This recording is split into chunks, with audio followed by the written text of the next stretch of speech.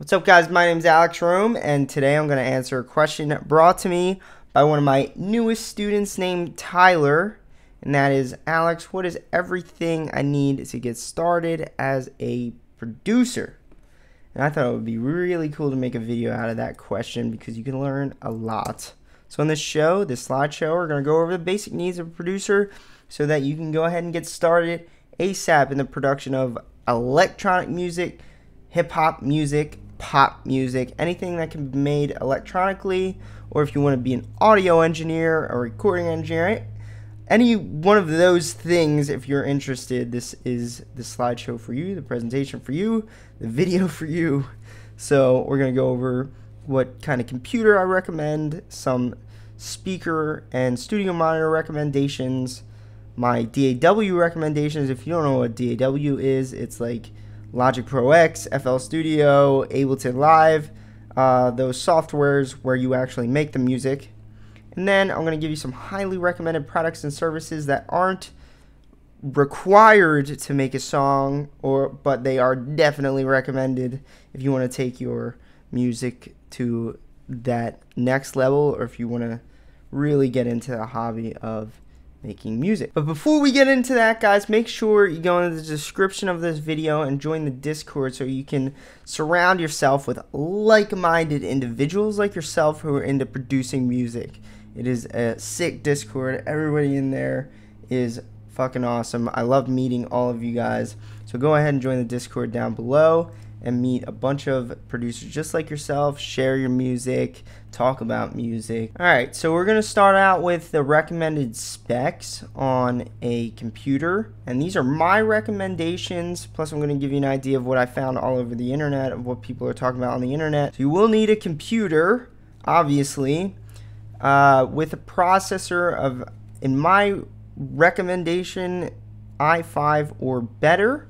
There are some websites I found on the internet that said you could pull off a processor with an i3 or an i3 processor. I'm sorry, I'm not like a tech guy, but you could pull off a processor with an i3, and that would be fine as long as the other things, the other specs are up to par. My recommendation would be an i5 or i7 because I've used both, and my music production was seamless with both, and they're relatively inexpensive as well because they're not like crazy. As far as RAM goes, 4 gigabytes of RAM or more. I've only ever used 8 gigabytes or 16 gigabytes on my computers, but you should be alright with 4 gigabytes. As far as hard drive space goes, I would recommend a minimum hard drive or solid state drive with 500 gigabytes minimum of space. And the reason is, as you get into music, if you're really a serious producer who really wants to get into it, you will start racking up hard drive space with projects, extra sample libraries, sound banks, plugins, and like it's highly likely that you will, you know, eventually purchase a sound bank or sample bank with 20 to 40 gigabytes of samples. That's a likely thing that happens in music. Or you'll acquire a tool or a plugin that needs a lot of space, or even DAWs need a lot of space to download. So I highly recommend getting a lot of space on a hard drive or solid state drive. So computers I've used were 2012 MacBook with an i7 processor and 750 gigabyte hard drive with 4 gigabytes of RAM, and that was an excellent experience of making music. And the one I use now, computer I use now, oh, it's not gonna let me show you guys the specs, but this is an iMac, and it has 8 gigabytes or 16 gigabytes of RAM, 2 terabytes of hard drive space, and an i7, I think. And this one was a lot more expensive. The first computer I used was only $1,300, but it was a Mac. So if you wanted to get a Windows with those similar specs, then you could spend less money. It's not a $1 million hobby here. It's just making music. You don't need anything crazy. So on top of a computer, you will need a digital audio workstation. What you're looking at here is the 3 most popular DAWs in the world, them being FL Studio, Logic Pro X, and Ableton Live. There is more DAWs like Cubase, Pro Tools, and Studio One, but these are by far the most popular three, and I always recommend that people choose one of the most popular three DAWs because one, they are good, they're really cutting edge, like I said. These companies really work hard to keep up with the demands of today's music production and where it's at, and also their communities are big, so it's likely that you'll be able to pick FL Studio and find another producer friend who uses FL Studio so that you guys can collaborate and ask each other questions. Same with Ableton and same with Logic Pro X. The price ranges you can see here, 100 to 900, 100 being, and this is in US dollars, $100 being the intro version, and the range all the way up to $900 just includes more features and more plugins. Logic Pro X is a base price of $200 for the full suite with all the plugins and downloads. And then we have Ableton Live that ranges from, again, $100 for the intro version and all the way up to $450 to $750. And the different versions just include different features, different expansions like effects and plugins and stuff like that. I didn't include the $100 price here. I don't know why, but if you're a more serious producer, I wouldn't go for the intro base on either of these. I would get one of the more higher priced versions. That's only if you think you're going to commit and get into music production long term. If you're unsure, the intro version would be perfect for you for now. But one of the most important things about DAWs, and one of the most asked questions I get about DAWs, because I do use all three of these, is which one's the best. The best way I can answer this is you have to find the DAW that works for you. For me personally, I like Logic Pro X because of its ease of use and my prior knowledge in it. I have the most knowledge in it, so I'm the fastest on it, and that is the reason I like Logic Pro X right there. All I can say is try to get a trial version for any one of these that you can. So as far as headphones or monitors go, I highly recommend you get a decent pair of headphones or studio monitors or studio monitor headphones. And that is because you got to be able to hear what you're doing. Here's the good news. I have the cheapest option here for headphones as a decent way to hear the music you're making as Apple earbuds. So in my opinion, Apple earbuds are the best consumer grade headphone out there. I think they're better than Beats. I think they're better than Bose. I think Bose are horrible, but I think they're better than Beats, Bose, any of those other brand name consumer brand headphones that are really cheap and bottom of the line.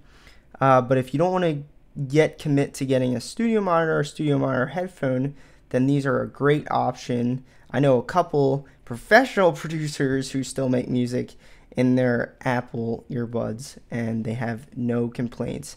The good part about Apple earbuds and making music in Apple earbuds is that if your song sounds good in Apple earbuds, that's good because a lot of the world uses earphones like the Apple earbuds. But if you're a more serious producer and you're looking to do this long term, or you really want to make the commitment and start investing your money, studio monitor headphones would be a great option. Like these down here, these are what I use. And studio monitors like these here, these are KRK Rockets. These are very popular in the hip hop and electronic industry. These are M Audios, JBLs, and Yamahas and Mackeys. These are the low budget studio monitors, wildly popular for bedroom producers. I have owned all four of these, the Rockets, M Audios, JBLs, and Yamahas. My favorite among these are the M Audios and JBLs. My least favorite was the KRK Rockets, probably due to this port here. It really messes the sound up, at least in my opinion. But do you need studio monitors? No. Do you need studio monitor headphones? No. But I would highly recommend, if you are getting into this full time and you plan on making the commitment to actually really do this thing, I would highly recommend all three. Eventually getting all three, because it's great to reference between each of these three types of listening systems. So now we're going to talk about my highly recommended plugins and services, and these are like those extra things that us producers like to spend our money on and get, because these are really helpful tools to help us get to that next level. All of these things will help us take our sound from where it is to hopefully a more professional sound or a more unique sound. That is the benefit of acquiring these software tools that I'm going to talk about with you guys now. So first and foremost, I would highly recommend everybody get a Splice account. Splice.com is a place where you can get pretty much unlimited samples, and it's around $6 a month, which isn't crazy, and you get 100 sample downloads. For anybody who doesn't know what samples are things like effects. Samples are things like drums, so kick drums, loops, claps, hi-hats, any sort of drum sample is available on Splice. It has weird sounds, it has vocal acapellas, it has vocal chops, it has snippets, it has free projects there.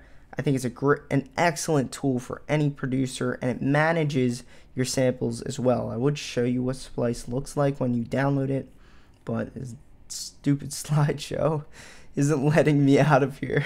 But anyway, yeah, go hit up Splice for samples.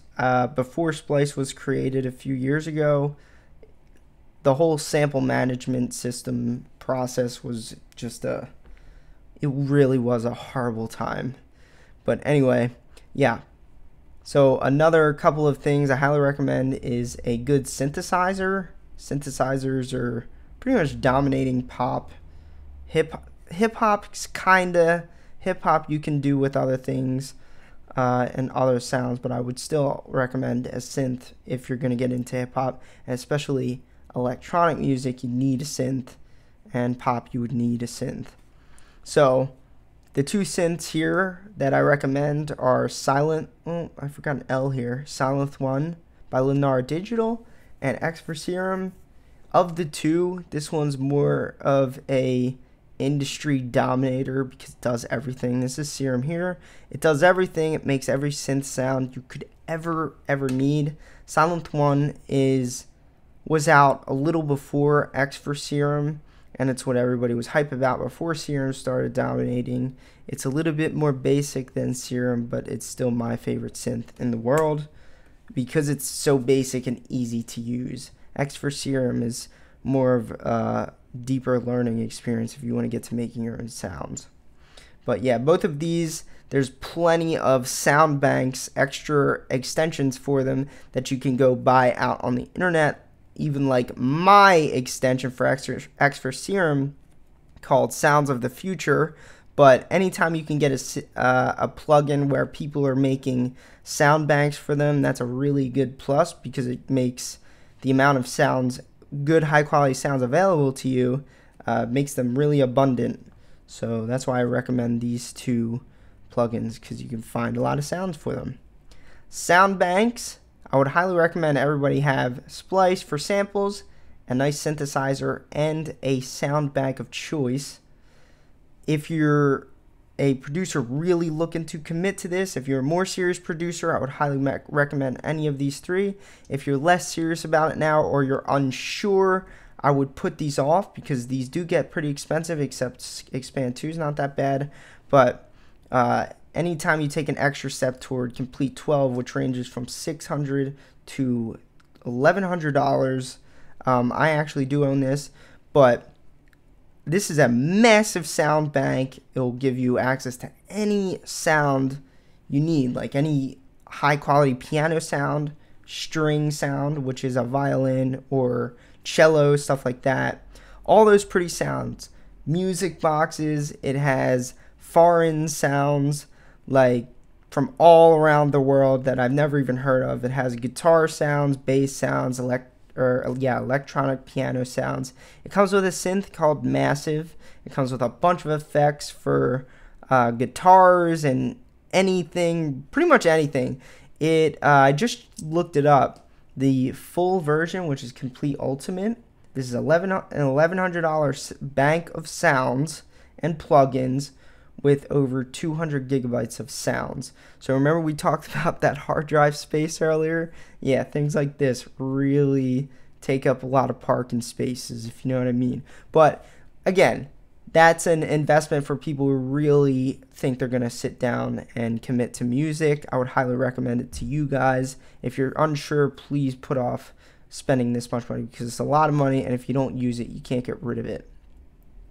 But most producers I know who are serious about music, they pretty much all have Komplete 12, and if they don't have Komplete 12, they'll have an array of other plugins that probably add up to the price of that and probably add up to the size of it as well.